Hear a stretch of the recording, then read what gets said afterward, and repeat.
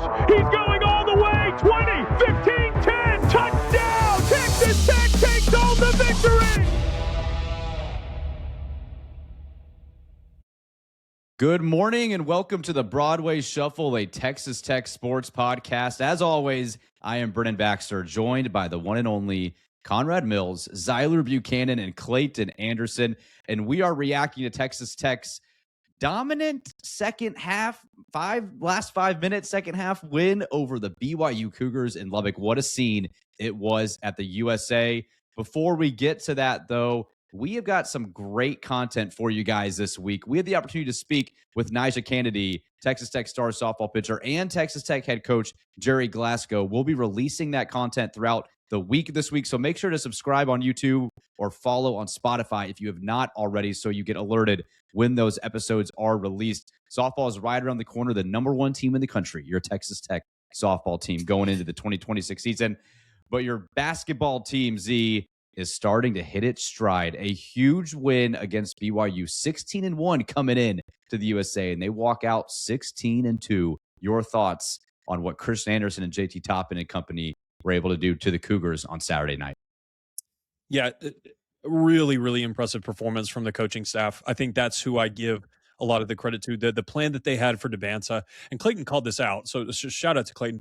Debanza thrives on getting free throws and getting fouls called and putting your players in bad positions. And we committed one foul on him, and he shot one free throw. Like, that was an excellent job. And shout out Donovan Atwell for that performance defensively. I thought that's about as good of a game plan as you could have had for BYU. And I think your guys executed really well. And then Christian and JT, just really, really efficient performances. But I thought, I thought this every time we play BYU with Kevin Young, it's just high-level basketball. Kevin Young draws up some great sets. They do a lot of really fun stuff schematically. Richie Saunders is one of my favorite players in college basketball. I just think he plays really well and fits a really neat role. Just a ton of fun watching that game. There were plenty of games back in the Beard era where it's like, oh, sweet, we won 48-36. And it was like the worst viewing experience you might have ever had as a basketball fan. It's just high-level basketball. Grant McCaslin is a stud. Jeff Linder is a stud. Really fun. And a great win for your resume. Really solidified what you had there. What you had been sitting on, your three best wins were an LSU team that's sitting out of the tournament, probably a win at Colorado, who's definitely not in the tournament, and then a win over Duke, a really solid win. This just adds so much meat to your tournament resume and puts you very firmly in protected seed status right now, like a top 4 seed in the NCAA tournament. So huge win for your team. I think you could have been sitting as low as like a 6 seed if you lost that game, and now you're probably sitting at like a 4 seed right now. So big swing. Yeah, Clay, and we talked about this going into the week that you've got BYU, then you got the road game against Baylor, then Houston coming in, which has now been announced that College Game Day is heading to Lubbock again, now basketball edition, but another College Game Day. And we've seen what that looks like back in the day of 2018, 2019 seasons when they've been there. It's been phenomenal. Can't wait to see that scene. But Toppin 27-12, Anderson 22-4-7, and then LaJon Watts 20 points, 8 rebounds. And we've seen when he's able to show production, 15-plus points a game, this team is scary good. And I know we had moments during the game where you're like, oh my gosh, like, what is this guy doing? But he still ended up having an effective game, hit a big 3 there in the second half. Your thoughts on how this big 3 is starting to form together to form one of the toughest trios, not just in the Big 12, but in all of college basketball? Yeah, I think the LaJon Watts viewing experience might be one of the craziest in college basketball. Like, he's going to make some of the worst plays you've ever seen, but he's an absolute dog. Like, you definitely needed him to, I feel like his confidence has always been there, but you just needed him to start playing better to be a real legitimate Big 12 title contender. And he's definitely done that for the last few weeks. Just being like a secondary ball handler to Christian. And then Christian Anderson, like, to put up 20 points on the way he's being defended is absurd. I mean, he's basically being face guarded for the majority of that game. Those 3 is, I mean, it just reiterates what I've thought about this team this entire time. And to be honest, maybe I wrote them off too early on the Big 12. I still, think that's a long shot, but if they win their next 2, that's very much in the realm of possibility. But in the tournament setting, having those 3 guys and then McCaslin as your coach, I think this team is going to be super hard to beat in that setting. Yeah, Conrad, to Clayton's point, that improves Texas Tech this win to 4-1 in the Big 12s. You're now sitting in second. Iowa State's now dropped 2 in a row after their 16-0 start, and then you've got Arizona still sitting there at 18-0. And so Houston is also undefeated in the conference. They're coming to Lubbock on Saturday. But you have talked a lot about, Conrad, the depth of this team. And you are going to need guys to step up and hit big shots and play in key moments. You had 0 bench points in this game. And so you need, right now, they're good. I mean, Anderson's great. Toppin's great. LaJohn Watts can be great. And Atwell's hitting big threes in key moments. But these guys are having to do this day in and day out. And so far, so good in the Big 12 play for Texas Tech. Yeah, I don't know. I mean, it's something to behold, right? Like I think to Clayton's point, about the Big 12, it's like, man, if you just had 2 guys that you could plug in and, get some points out of, get some production out of, feel good about them, 2, 3 guys. I mean, I think that is within the realm of possibilities for sure. It's just, I think the thing is for me, guys, and I am a big believer in this team. Those 3 guys you just mentioned, Grant, the staff's unbelievable. It's just depth does matter. And so I'm not saying it's not possible. All you can do is just focus on the game in front of you, right? Baylor on Tuesday night in Waco, Houston on Saturday in Lubbock. Who knows what will happen? We shouldn't doubt Grant. I mean, we've seen how his teams just get better deeper into the year. That's what happens. That's a sign of a good coach, obviously. And so we'll see what happens. But, it is possible, and you just got to keep winning. Yeah, Z, the Baylor game, do you feel like that's a trap game coming up? I want to stick on BYU too, but you've got Houston and the news of College Game Day coming in. You've already played the Cougars. You had that tough loss on the road down in Houston. Do you feel like this team coming off such an emotional win in Lubbock where you had to really come back, I mean, down 9 under 8 to go, and then you go on that crazy run to finish the game, you think they're going to be focused on Tuesday or looking ahead? How do you think Grant's going to prepare them to be ready to go in Waco? I don't know. Baylor's a good team. And Baylor needs that win way more than you need that win, without a doubt. Baylor is flirting with the bubble right now. I don't know. I mean, Grant's teams have never been characterized by not, being locked in. He's not a coach that allows his players to do that. And I think that's easier said than done. But it'll be interesting. It's going to be a tough game. I mean, I don't think we've ever won in that building. Granted, it's only 2 to 3 years old, but we'll see. That's going to be an interesting spot, and especially, like you said, with Houston coming to town in what is just a monumental matchup for Big 12 title stakes, especially with Iowa State dropping those games. You still got Arizona kind of lingering, but I'm just so impressed by that win. I thought, in a kind of an unsung hero, he didn't really score a lot. I thought Petty made some huge plays for you last night. Those free throws that he made were really big. And then he got a couple offensive rebounds. He's just willing to get in there and scrap as the smallest guy. And I think Grant really appreciates that about Petty. Grant being a really small, undersized player. I think he resonates a lot with Petty and how he approaches the game. I don't think McCaslin ever had a 40-inch vertical to go along with the scrappiness, but I have enjoyed watching Petty mature as this weird, positionless, and he did better with the ball in his hands. He's just improved a lot over the years, or over the year, and I've really enjoyed that, and I think that helps you a lot. You need Brian Mosley or Bamboye, somebody to come back and help you spell some minutes. It's too much right now. 38 minutes a game for basically all your big guys is crazy. Yeah, Clay, I wanted to go through the minutes per game so far. Christian Anderson, 38.6. Donovan Atwell, 32.9. JT Toppin, 34.2. Petty, who Zyler mentioned, 28.9 out of a true freshman.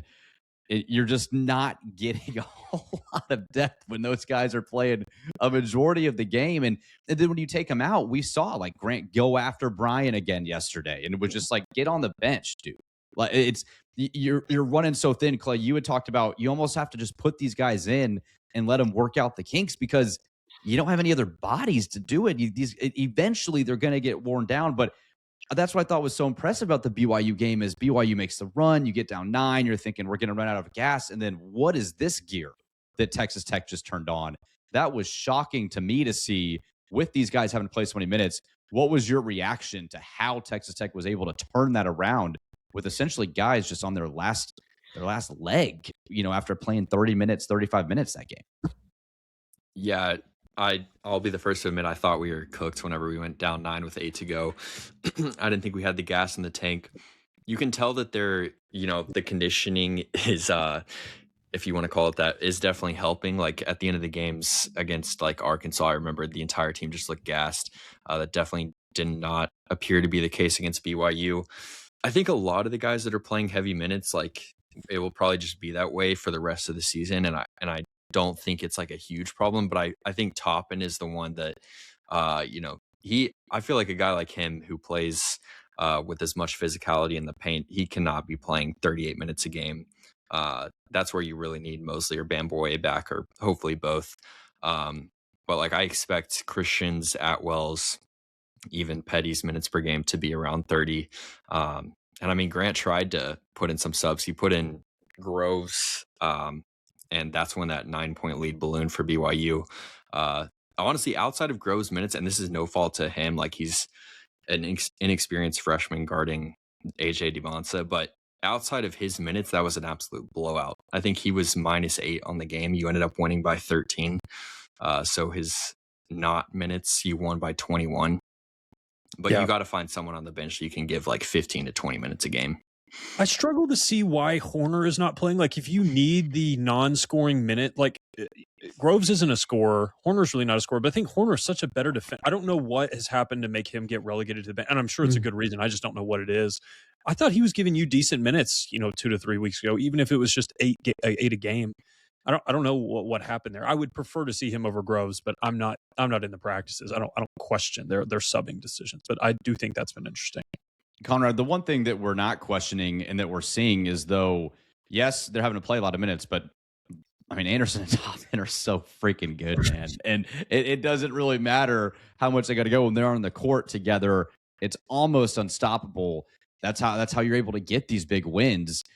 Do you feel like just watching them and how good Anderson continues to get, and Toppin, to his credit, like the 3-point shot seems to be coming on a little bit more for JT Toppin the last couple of games. He had that one that banked in the second half, and I'm thinking like, oh, JT, don't do this, but it's working right now. I mean, these two alone could take you to a championship. Do you agree, or is that too hot of take?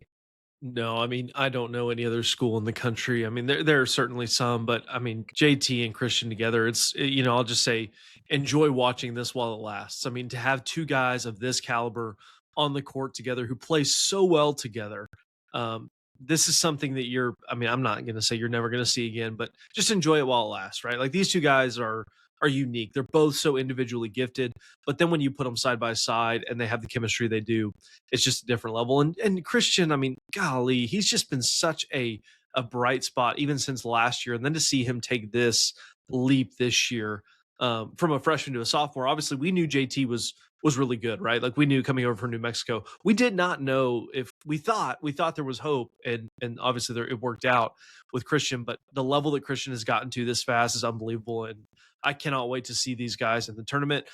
Brennan, I do think there is something to be said for these two alone could take you to a championship. Like, I mean, truly, in the tournament, anything can happen. Having them two and then Watts at this level, you just never know what can happen. But yeah, extremely excited for what they mean for this team and what they'll do the rest of the year. I think it's going to be big things. Zyler, have your Big 12 expectations for this team changed? Compared to when? Compared to a week and a half ago. It may be slightly upgraded. I mean, you won a 50-50 game against BYU. You're going to play a ton of those. It'll be a 1 to 2 point spread against Baylor. It'll be a 1 to 2 point spread against Houston. It's probably going to be a 2 point spread against Houston. So you got a bunch of these 50-50 games. You won the first one. What does it look like over the next 5 that you're going to have? So I guess slightly improved. I was not as optimistic about a top 4 seed in the Big 12, just with the way that Arizona was playing in Houston and Iowa State and BYU. That felt to me like a very clear top 4, with you and Kansas kind of battling it out there in 5 and 6. Iowa State dropping 2 games, and especially dropping a game at Cincinnati, who's not a great team this year. That to me opens the door, I think, for a top 4 seed. I feel you got like a 35-40% chance of that, whereas maybe a week and a half ago I would have said like 15%. So that's maybe where I've improved. I still don't know that you have the bodies to win a Big 12 title this year, but I would love for McCaslin and them to prove me wrong. I just think Arizona and Houston, maybe a horrible take that's aged really badly for me, is that Houston won't win the Big 12 this year. They're just dominating teams again. So we'll see. I just think Arizona and Houston to me are still a tier above where you're currently sitting. Well, Clayton, and I was looking at the Big 12 schedule. Zyler mentioned Cincinnati, who's not very good, and I was thinking about your home games. And if you just take care of business against, like, let's just say to play this out, you go 2-0 this week. So you're 6-1, you get Baylor, and then you get a huge win against Houston at home.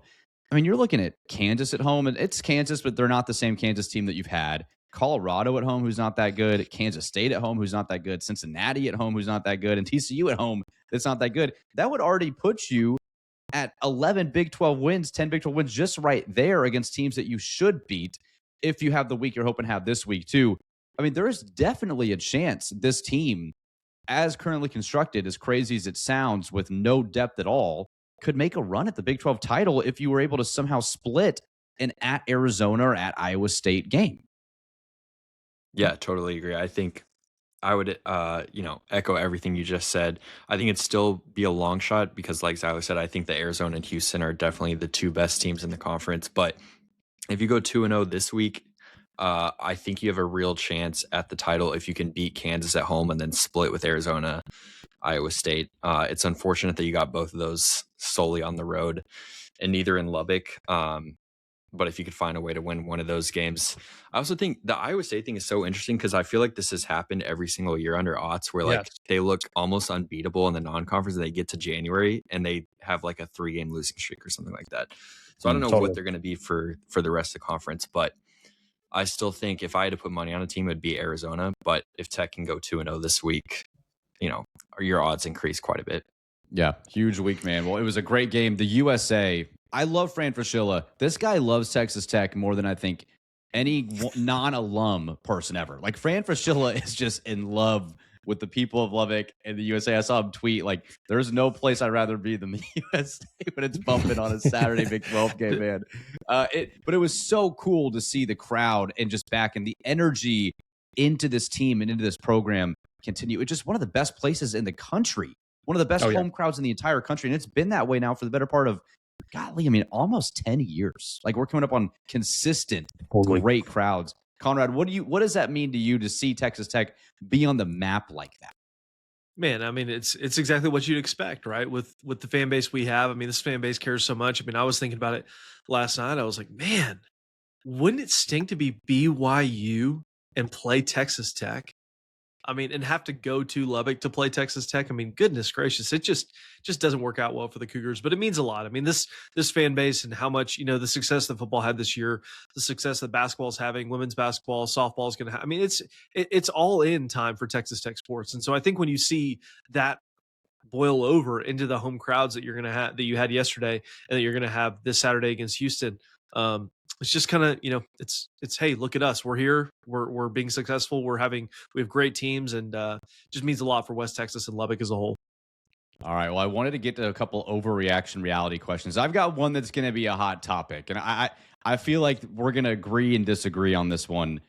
But the first one I have, overreaction reality, Christian Anderson is the best guard you have had in your program history. Overreaction or reality. That essentially means, is Christian Anderson better than Keenan Evans? I mean, do you classify? Yeah, go ahead, Clayton. I'll go first. I'll say reality because I don't think I've ever seen Keenan get guarded the way Christian is right now. And maybe that's like the thing that takes it over top. I never saw Keenan get trapped for an entire game out top or face guarded by like 6'6". And Keenan was incredible. Like, I think if he didn't hurt his foot, he probably would have won Big 12 Player of the Year. But I think Christian's shooting, and I think he's a better passer than Keenan. So I think I'll say reality, even though it's extremely close. What about Andre Emmett? Would you consider him a guard? Because, I mean, No, Andre was forward. I'd say wing. He was more of a wing forward. I'm trying to think if there's other guards. I mean, are we sure we want Jarius Jackson. Jarius Jackson. He's not as athletic as Jarius, but he's better than Jarius Jackson. John Roberson, my boy from the back of the day, short sharpshooter. I love Alan Voskuhl. I go down the list. But no, I mean, you're really going to say, I'm really getting at, is Christian better than Keenan? Yes. I think so. Yeah. Keenan had so many awesome moments, and Christian's had some, like, his Duke game is probably a all-timer.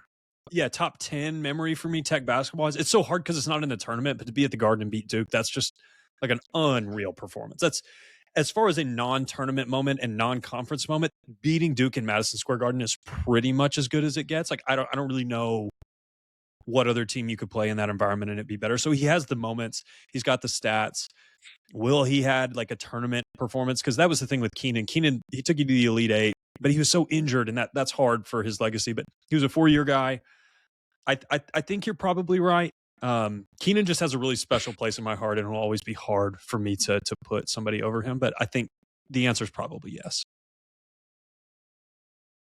Conrad, Brennan, what's reality. your answer? I said reality. What's yours? Yeah, I agree. I think it's across the board. I love Keenan, and I think what he did to put your program on the map too, to go to that Elite Eight, and really how he stayed in the program. But talent's talent, dude. I mean, Christian Anderson's going to be in the NBA. Like, this guy is going to be playing professional ball. And I think I'd have to go Christian Anderson here, which I'm surprised we're all 4-0. I was expecting us, and let us know in the comments on YouTube. It's hard. Yeah, it's hard. But I think Christian's talent level, and obviously playing with a guy like Toppin helps. Like, Keenan was the best player on those teams. I mean, you had Jarrett Culver kind of coming on, but this guy, like Christian, definitely has one of the best players in the country alongside him to help. But it doesn't negate Christian's growth and his ability to score. And as you said, Clayton, what I think has been so good to see this year is his progression as a passer and turn into one of the best players in the country. So for that reason, I got to say Christian. I had another thought on this. One of the things that I'm so impressed by Christian, his ability to shoot as a right-handed player coming off left on ball screens is ridiculous. As anybody that's played basketball, that is like, for me, that was always way more unnatural as a right-handed shooter. And I feel like he's better coming off to the left as a shooter. It's an easier shot to block if you're the defender, but he is money off the dribble. He's so good. You've seen some guards, especially like him, and I remember Dirk Nowitzki, obviously being in Dallas, they were like, don't let Dirk go to his left. Sometimes it does help. Like, for a reason, it kind of puts you in a different rhythm. But, okay, I've got one more overreaction reality for you guys. Anything less than a Sweet 16 win, so an Elite Eight appearance, is it a failure of a season, overreaction or reality? I'll go first. I think that's an overreaction. I think the way that this team is currently constructed, it's just going to be tough for you to go. And we've seen what this team does when they have to play, quick turnarounds. I mean, we all remember the Purdue game. That was not a pretty sight. I will say overreaction. I think I'd be really, really happy with a Sweet 16. Like, not satisfied, but a Sweet 16 appearance right now. If you offered it to me, I think I would take it. I agree. I think overreaction, even though in the offseason I probably would have said reality. Like, you go to an Elite Eight last year and then you bring back JT Toppin. I think I probably would want more. But seeing the injuries where this team is at, I think if you make the Sweet 16, like, I'll be fine with that season. Anything less than a Sweet 16, I think, is definitely a failure.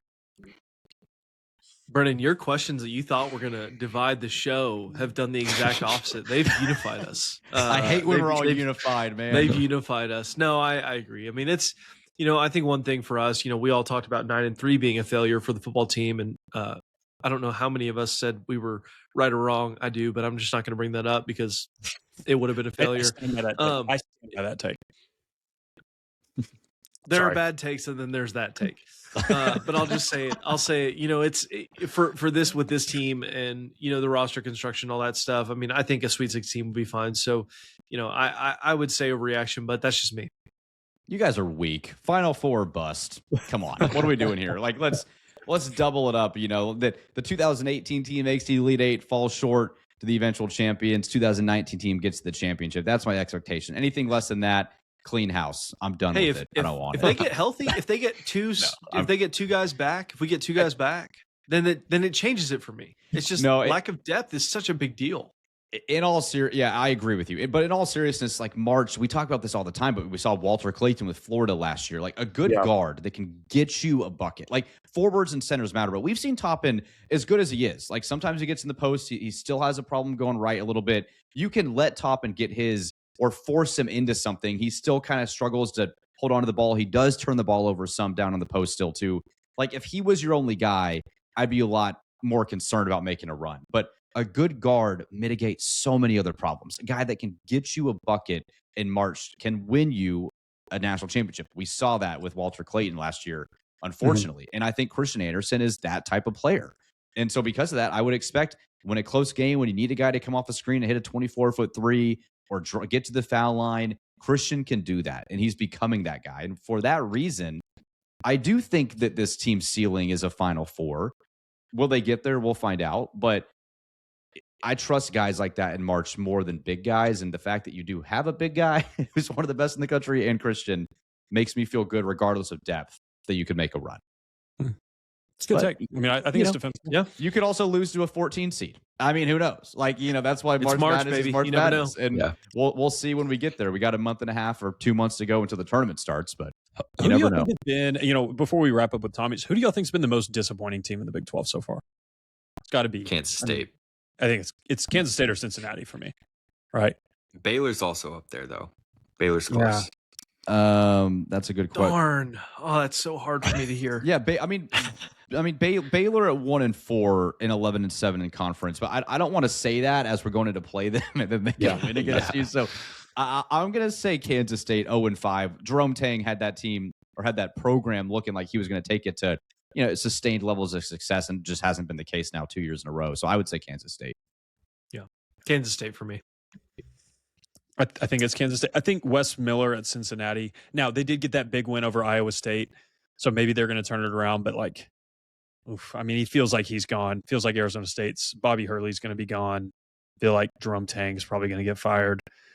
I don't know. It'll be interesting. I have been impressed with UCF. I watched them play Arizona. They have a legit team. That is not – last year's team was like Keyshawn Hall and a bunch of other shot chuckers. They have Devin Cambridge, the Texas Tech legend who's on that roster and plays quite a bit.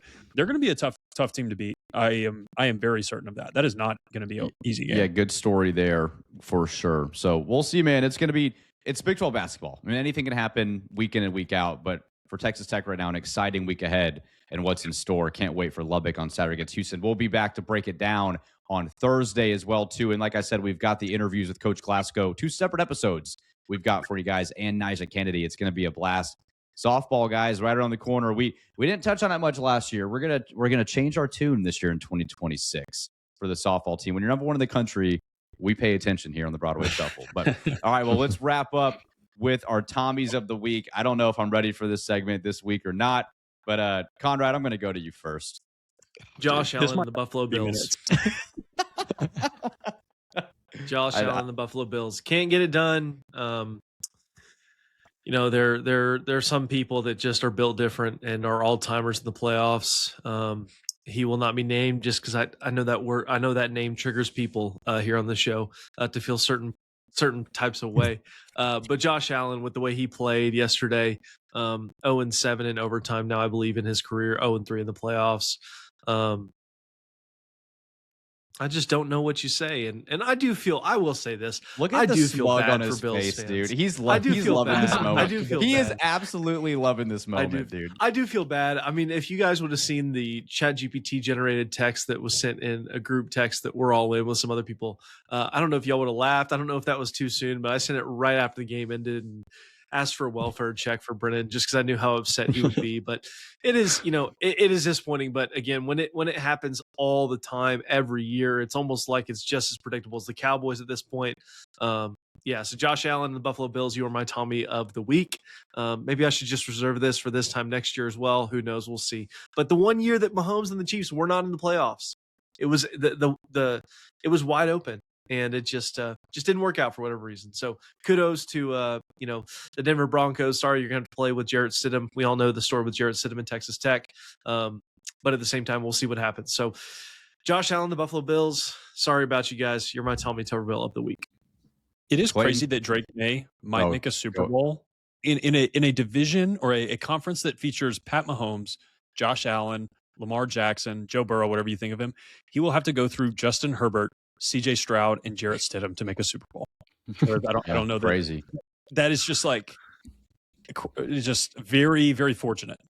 Yeah. It's also wild that Sam Darnold could be the first 2018 QB to get a ring, and he's in the class with Josh Allen and Lamar Jackson. That would be insane. Crazy. Wild QB stats here on this episode for sure. All right, Clay, who's your Tommy? Yeah, my Tommy, I believe this is another 2-time winner. Mine is Utah AD Mark Harlan.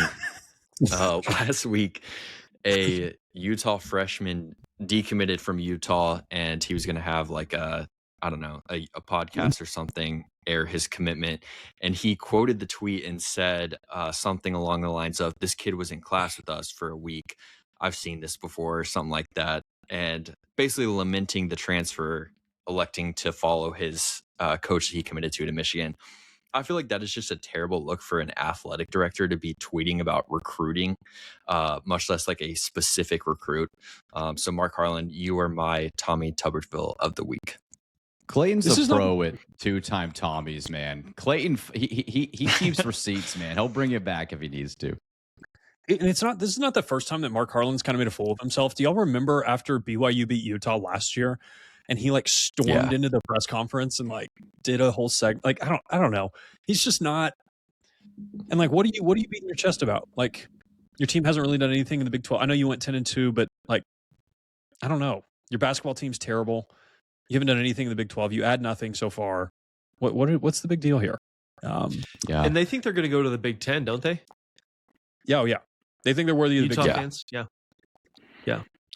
All right, and like, that this recruit. Or go ahead, guys. Sorry. For this guy specifically, like you made his coach that he committed to retire. Basically, you forced him to step down. He obviously didn't want to, hence him going to another job. And now you're going to be salty that the kid no longer wants to play at your school. Like, I think that's ridiculous. The other thing, the messaging that he sent out that Kyle Whittingham was going to be a special advisor to the school and that nothing was going to happen, and then he takes a huge job and like poaches your entire offensive staff.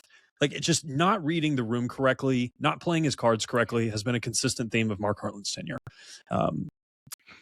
Good one. Now Utah is going to go. I mean, Brennan does not like Utah anymore, just for our listeners, now that Kyle Whittingham's gone, but I totally understand that with my own history with, chasing coaches and players, that's well documented here on the show. But at the same time, it's like a school like that to do that. And it's like, what do y'all do? Like, what do you think is going to happen? And to get mad at a kid, it's like, I don't get that. I do not understand it. Z, who you got this week? This might be a 4-time winner. This is going to be Jerome Tang. This is from Emon Caleb. The day is January 17th, 2023. After taking down number 2 Kansas, Jerome Tang stood up on the scorer's table and scolded the students that stormed the floor.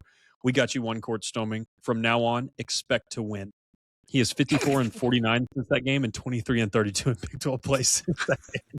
So, Jerome Tang, you are my Tommy Tuberville of the week after falling to Oklahoma State last night to drop to 0-5 in Big 12 play, last place. So, tough season for the Wildcats. Man, yeah, Jerome Tang he's about to make weekly appearances, I think, here on the Broadway Shuffle. It seems like if the season continues to go, have to rename the award to the Jerome Tang of the week. The Jerome Tang of the week. Yeah, it might be time. It might be time. Coach at Texas Tech next year? You think he'll be on our staff next year?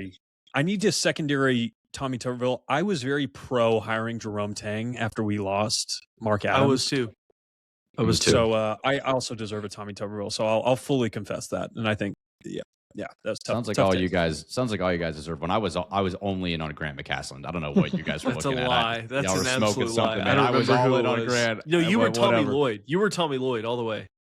Probably. I do like Tommy Lloyd. I like Tommy Lloyd. There's a reason.